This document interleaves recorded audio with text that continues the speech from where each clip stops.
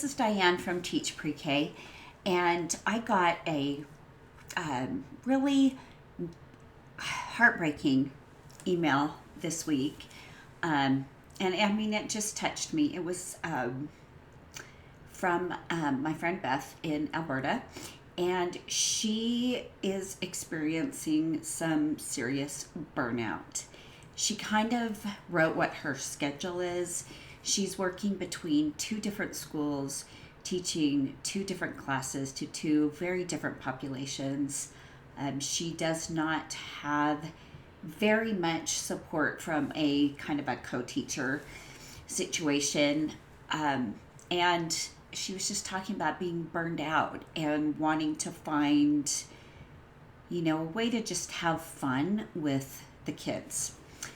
And I think we've all been there. If we have taught preschool and pre-K for any amount of time, you go through periods of burnout. And a lot of times that I've experienced burnout, it's been when things in my own life have been very stressful. I feel like you've got home life stress, you've got school stress, and then you have like personal life stress, which can also be home life stress or school stress, just depending on what's going on with you. And, I've gotten on the internet and looked up, teacher self-care, how to deal with burnout. And I get a lot of people telling me to light some scented candles, take a bubble bath with a glass of wine, binge Netflix, take a walk around the block, give yourself breaks. And all that is fine and good. But truthfully, real burnout that early childhood educators feel is not going to be cured by a bubble bath and a glass of wine. It's so real. We deal with a population that can do very little for themselves. So we have to do so much more than just teach and manage a classroom. We're dealing with, pretty consistent potty accidents. They might not happen every day, maybe not every week, but then you'll have weeks where they are happening every day, maybe 2 or 3 a day. It just really depends. We're dealing with a population that is going through major developmental milestones as we're teaching them. They don't know how to button buttons, zip zippers, snaps on jeans. We all want to hate the person that decided that was a good idea for little kids because they can never get those snaps. And they really do want to be independent. We're dealing with a population where parents have taught a lot of independent skills to their children, and some have taught none and really impeded their child's development. So we've got this huge range of developmental things that we're working with, and our kids can't read. Independent work is something we're working toward. We don't really start out with them having a lot of independent work. A lot has to be hands-on, guided. It's just how they learn. They're at such a concrete stage of learning that, jumping to, the next phase of, first concrete, then pictorial, then this kind of more abstract. We're getting there, and we're bridging between the concrete and the pictorial, and then the pictorial and the more abstract. And everything's always changing and everything's always in flux. And and they're just really demanding, and they're not always the most polite little demanding people. So we will have days where the decibel level is so high that you just drive home in total silence because you need total silence. You feel like you're on a stage all day because you have to keep these little people engaged. And sometimes that means, gosh, big changes in voice modulation and getting excited about things that maybe aren't really that exciting. But, we want our whole group periods to be engaging and fun. We want to set up independent centers that are engaging and fun. We want to run small group centers that are engaging and fun, and it takes a lot of work.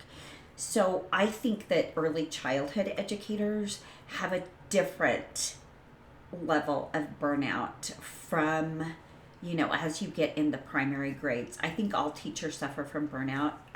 It's a really hard job, and it's so constant, and it's just relentless, and we're dealing with so many personalities and behaviors and things all the time that it can be a real grind, and we hit burnout. But for early childhood teachers, I feel like this first half of the year, from when we begin in either August or September up until our winter break, we are just going hard and teaching so many things so fast.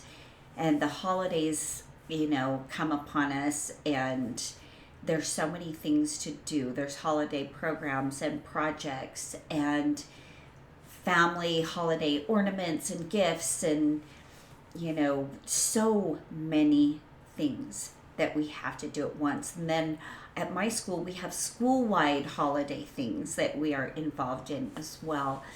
And so we have to fit that into our lesson planning. And we've got, like, today is the last day of November. So I'm on my Thanksgiving break, which is wonderful, and it's so just energizing just to be in my home. And I've spent my first 3 days of my break mostly cooking, preparing, getting ready for a family celebration. And then the day after Thanksgiving, my youngest daughter comes over and we decorate the whole house for Christmas. This is probably my last year doing that with her, because she will be moving in the summer when her husband gets residency somewhere. So I really had to tell myself that I need to take this time, and I need to put work on the back burner, and anything I can do to get ahead of work just needs to just wait. It's just not that important. My family's more important right now. And we have to do that. We have to make our family the priority. But another thing we have to do to fight burnout is to make ourselves a priority, which, yes, we have heard before. And if all it takes for you is that bubble bath and that glass of wine or a day of Netflix binge, please do that. But for most of us, we want to find that joy in teaching again. And we want to take some of the pressure off ourselves when it comes to, planning. We want to enjoy those kids again. And we want to enjoy our life, because, it does take so much preparation, so much planning, so much just give out, that we really do have to take some time and see what sparks some joy for us personally. And even if you can do something that gives you some kind of joy, even if it's just a little teeny bit during the day, I think that's really important. And it's not going to take away that burnout, but it's going to curb it a little, and it's going to help you kind of refocus and feel like, okay, I have done something for myself. Exercise is super important, and it does feel really good. I have definitely fallen off on my exercise, and I know that. I used to teach yoga and teach aerobics, and I taught a lot of physical fitness when my kids were little, instead of working full time, because that fit my schedule with them. And I know personally that when I am getting some kind of regular exercise, it really does help my mental health. And I don't know what that looks like for you. That could also be something you can incorporate into your school day. You can play some more physical games with your kids, get chasing with them out on the playground. And believe me, that will help make you feel better. On your lunch break, you can just take a walk around the block every day. Even as it's getting colder, it's okay. It just gets you outside, gives you a little bit of a change of scenery, and that's super important. One thing that I like to do is learn something new to shift my focus. Like, I can go hop on my elliptical trainer down in my basement anytime I want to. Do I? No. Haha. I probably should. But I like to learn something new that's interesting to me, so that it keeps my mind active, and I like it to be something that has absolutely nothing to do with the kids at school, the school, my work friends, nothing. It just something different. My daughter's friends are all having babies. My niece is having her first baby. So I watched YouTube video tutorials on how to knit baby booties, and I started, I think, in April or May. Oh my gosh, it's so bad. And now I can do it, but I was really horrible at it, and I had to throw away like so many starts of baby booties and things like that. But it was challenging enough that I was having to learn something that was very different from anything I've ever done before. I did this with the knitting a while back too, where I was just knitting blankets and things left and right, because I didn't know how to do it, and I taught myself how to do it, and it was something I could teach myself how to do. And believe it or not, that helped me through a time of burnout, is just setting aside a little bit of time, even if it's 30 minutes, like after dinner. I kind of use after 6 o'clock. I am done. I do not do anything for my Teachers Pay Teachers store, my preschool planned community, or school. So that's my time where I can go, okay, I want to learn how to do this stitch, or I want to now make a little hat because I've mastered the booty thing. And my daughter does the same thing. She has done watercolor and embroidery, and now she's baking bread. So I love to think that just like let's learn something new has been something that I've passed on maybe to her, just because it's something I've kind of always done. But if you're dealing with some burnout, we do have, most of us do at least, have a big break coming up. And we've got a good 2 full weeks to just kind of recharge our own batteries. And the best thing about that is that if you're recharging your own batteries, you're doing something for yourself. You guys, it really does just make you a better teacher. It makes you able to face those things that are going on in your classroom that might be bringing you down, and that you might be struggling with and might be contributing to your school burnout. It's gonna give your entire life a little boost. Go learn archery, go, take a yoga class, go do something that you've always wanted to do. Look up a tutorial on how to, make something on YouTube and really discover that. Pick up a history book. I mean, just whatever it is for you. Maybe even, Duolingo. Start just playing around with learning a different language, They're just all things that are going to extricate you from that super heavy taking care of people mode that all of us preschool teachers find ourselves in every single day. And the holidays, you guys, are crazy. I'm talking to you pretty much the day before the calm before the storm.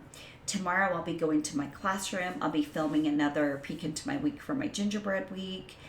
I've got to make a new paper gingerbread house for my bulletin board because my last one has fallen apart. I was unable to get everything done for my class before I left on Thanksgiving break because I treated myself to a night with my girlfriends that night. And that was more important than staying at school and getting everything ready. But I'm jumping in it. I've got Christmas ornaments to make for the school Christmas trees. I've got songs to practice for the Christmas program. I've got parent gifts to make, parent cards to make. The kids are going to be so excited because everything is all of a sudden turned into Christmas, and it's such a fun time. Like Halloween, Christmas, those are the things in the kid year that just are the best, right? So it's going to be, a lot of high energy, a lot of,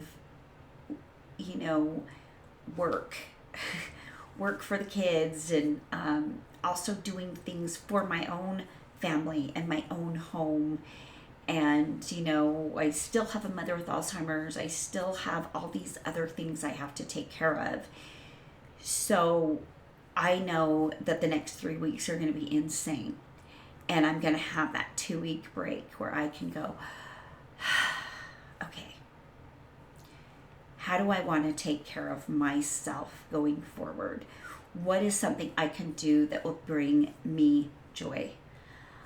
What is something that I have been putting on the back burner as when I have time, I'm going to do that. Do it. Do it, do it, do it. Do it now. Do it in the middle of all the chaos so you have this little oasis that will lift you out of that burnout a little bit. I wish I could say, to alleviate burnout, do X, Y, Z. Pour yourself a glass of wine, binge on Netflix, pour yourself another glass of wine, take a bubble bath, wake up the next day, you're going to be hungover but ready to go. It just doesn't work that way. But I do find that in such a give out profession, and especially a give out age that we're working with, we have to start, and it's such a cliche, filling our own cups back up. You have to. And whatever that looks like for you, I am the worst at saying, I'll do that later. If I can just, get all prepped for next week, then I can. No, stop. You don't need to get all prepped for next week. Give yourself 30 minutes. Do something fun. If at the end of 30 minutes, you're like, I just really want 30 more minutes. Give yourself 30 more minutes. Then go back to doing what you have to do. But give yourself time for like to do, want to do, and then go back to your have to do, and you're going to feel so much better. One thing that I have decided, and I think I kind of mentioned this, is I have a 6 o'clock cutoff, and after 6, I've even got it to the point where if I'm, I always have like kind of a watch TV time with my husband after dinner. If we're just like watching football and I'm not that into the teams, or I really don't care, I am giving myself permission to say, I'm going to go into the bedroom, and I pull out my crochet things and I start to learn a new stitch or follow another pattern or see if I can master one more thing. And then I go to sleep. And it's really helping me. It's really making me just feel good because I'm doing something I want to do for at least part of the day. And I think that's kind of the key to it, because when we're at school, when we're with those kids, we don't have a choice. We can't do anything we want to do. So I hope that was helpful. But if you're feeling burnout, or if you have some ways that you combat burnout that are really great, drop a line in here, a little comment, and I'd love to get the conversation going. But thanks for watching.